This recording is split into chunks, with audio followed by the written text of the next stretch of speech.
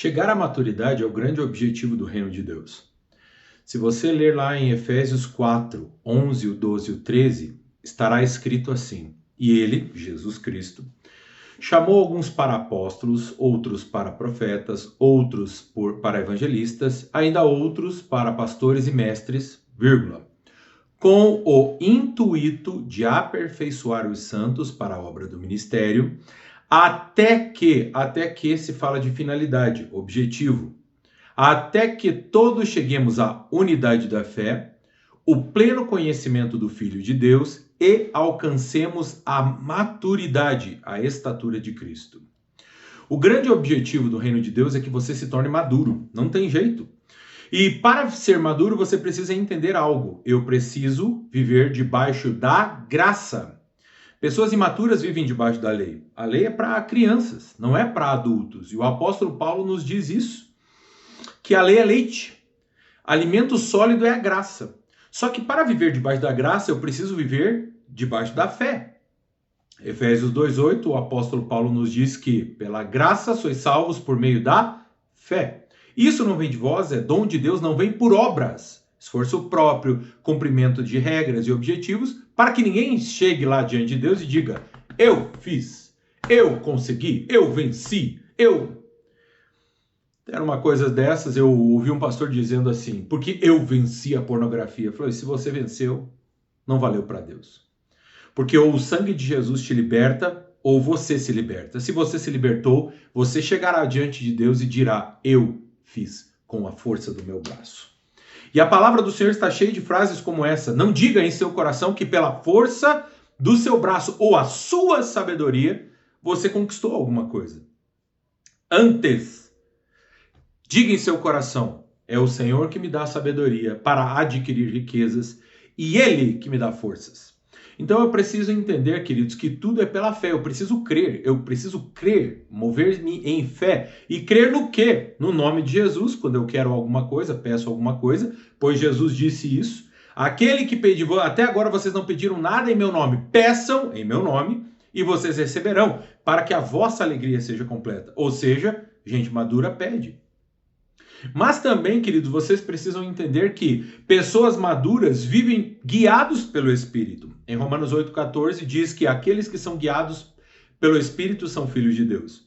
Ali existe uma trocadinha do 14 e o 16. O 14 são filhos maduros, uios e tecnon. E o 16 diz a todos aqueles que ouvem seu coração, diz, com o Espírito dizendo o quê? Que somos feitos filhos de Deus. Amém? Que o Espírito fala isso para nós, que somos feitos filhos de Deus. Ali é o filho imaturo, nascido, né? Aquele que foi gerado. Então, para você atingir a maturidade, e para que eu preciso atingir a maturidade, pastor? Simplesmente para você acessar a herança. Só acessa a herança maduros, pessoas maduras. Desde os tempos mais antigos até agora, só se acessa a herança quando você se torna adulto. E o adulto é o maduro. Então você precisa entender que no reino de Deus não é diferente. O Senhor não pode colocar determinadas bênçãos nas suas mãos, porque senão você dissiparia com a sua imaturidade. Então você precisa crescer em maturidade. Como eu cresço em maturidade? Exercendo a fé. A palavra do Senhor em Hebreus diz, o autor de Hebreus diz que pelo exercício da justiça. Que justiça é essa? Aquela que vem pela fé. O apóstolo Paulo nos diz isso em Coríntios, que ele fala o quê? Aquele que não conheceu o pecado, Deus o fez pecado por nós, para que nele fôssemos feitos justiça de Deus. Não é a nossa justiça, é a justiça dele. Você se torna maduro. Quando você exercita essa justiça, não é o que eu faço, é o que Cristo fez. Não é o que eu falo, é o que Cristo estabeleceu, é o que Cristo fala. Não é como eu acho, é como Cristo pensa. Eu vivo de acordo com Cristo, eu vivo de acordo com a sua palavra, eu me submeto àquilo que Cristo estabeleceu. E você vai começando a exercitar a justificação pela fé. O apóstolo Paulo nos diz o quê? Ainda mais, ele diz que o justo viverá pela fé. Ou seja, para viver pela fé eu preciso entender a justificação pela graça. Mas para entender a justificação pela graça eu preciso decidir que Cristo é acima de todas as coisas. Não tem nada a ver comigo. Eu ouvi muito tempo pessoas tentando se libertar de pecados, masturbação principalmente, até porque eu fui preso nisso durante 18 anos e tive uma experiência maravilhosa com o Espírito Santo. Por 18 anos eu orei, eu quero ser liberto, eu nunca mais vou fazer. Fiz aquelas promessas que todo mundo faz, eu quero abandonar, ai meu Deus. E no fim o que aconteceu? Num dia o Espírito Santo falou, filho, você quer ser liberto? Eu falei, eu quero, Senhor. E faz 18 anos que eu oro. E ele perguntou, mas você quis nesses 18 anos? Eu falei, se eu não tivesse querido, eu não tinha orado durante 18 anos. E aí o Espírito Santo fez uma pergunta com uma gentileza assim que impressionante. Filho, mas nesses 18 anos que você me disse que ora, em algum momento você quis ser liberto? E aí eu entendi o que ele queria dizer. Eu queria que ele tirasse a vontade de me masturbar. Eu não queria parar por conta própria. E ele não me daria força para isso.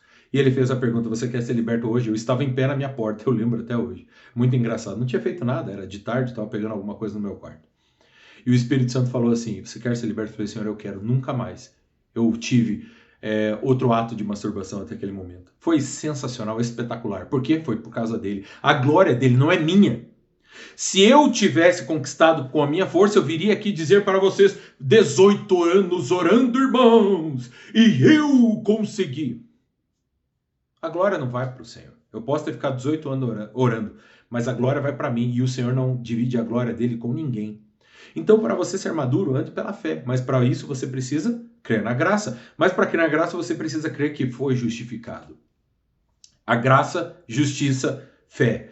Tudo está interligado para você se tornar alguém maduro, para você desfrutar da herança, para você viver o novo de Deus na sua vida, o novo patamar de relacionamento com Deus, onde você não andará ansioso por coisa alguma. Antes, por orações, súplicas e ações de graças, apresentará diante de Deus e saberá que Ele está acolhendo e você pode descansar, saberá que é filho, saberá que é amado, saberá que todas as coisas cooperam para o seu bem, saberá que em Cristo Jesus nós temos o sim e o amém, saberá que todas as bênçãos estão disponíveis. A palavra do Senhor diz isso lá em Efésios 1. Todas as bênçãos, todas as bênçãos espirituais nas regiões... mas só disse as bênçãos espirituais, antes é o espiritual, filho de Deus. Deus é espírito, ele não pode te dar bênçãos materiais, ele não é banco, ele não é imobiliária, ele não é agência de emprego, ele não é loja de carro. É óbvio que as bênçãos são espirituais, porque é tudo acessado pela fé. E quando você declara, eu declaro no nome de Jesus Cristo, eu já tenho um carro, mesmo não tendo, você move pela fé. A terra é obrigada a gerar. Pastor, mas que loucura é essa? Você é um maluco. Queridos, é assim que funciona a fé. E eu estou imitando Deus. Se você me chama de maluco, você está chamando Deus de maluco. Por quê? Porque Deus fez isso. Deus fez o quê? Haja luz. Baseado no quê? Em nada. E a luz se formou. Quem que você acha que fez os peixes?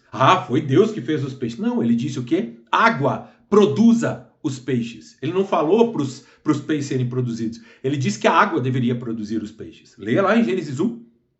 Então você começa a pegar as dicas do Pai, do Filho e do Espírito Santo e aplicá-la na sua vida. E as coisas vão acontecendo. Por que o Lázaro foi ressuscitado?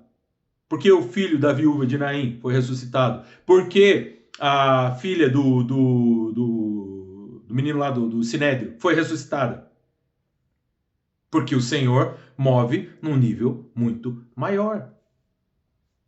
Então você precisa começar a viver isso. Por que os pães foram multiplicados? Por que os peixes foram multiplicados? Já pensou? Comece a pensar e mover em fé. Por que o Senhor Jesus andou pelas águas? E Pedro também. Mas Pedro afundou. Isso é negativo, filho de Deus. Para com isso. Comece a focar naquilo que o Senhor faz. Naquilo que a palavra de Cristo diz. Amém? E você viverá em maturidade e começará a ir para novos níveis no reino de Deus. Não ficará mais nesse cristianismo medíocre que a maior parte dos crentes que eu conheço vive. Não tem experiência alguma, vive ansioso, é pior que as pessoas do mundo. Vive negativo, vive frustrado, vive reclamando, vive criticando, vive falando mal dos outros, vive achando defeito em tudo e em todos. Você é crente? Acho que não, né? Porque o crente move por fé. Ele exala amor, justiça, humildade. E essa pessoa, isso é o cristianismo, não isso que nós temos visto por aí. Pastor, mas é a santidade! Amém, glória a Deus, é legal. É muito bacana, mas a santidade que vem por você é lixo, é trapo de imundícia. A palavra do Senhor diz isso, o próprio Deus diz isso. A tua obra é trapo de imundícia para Deus.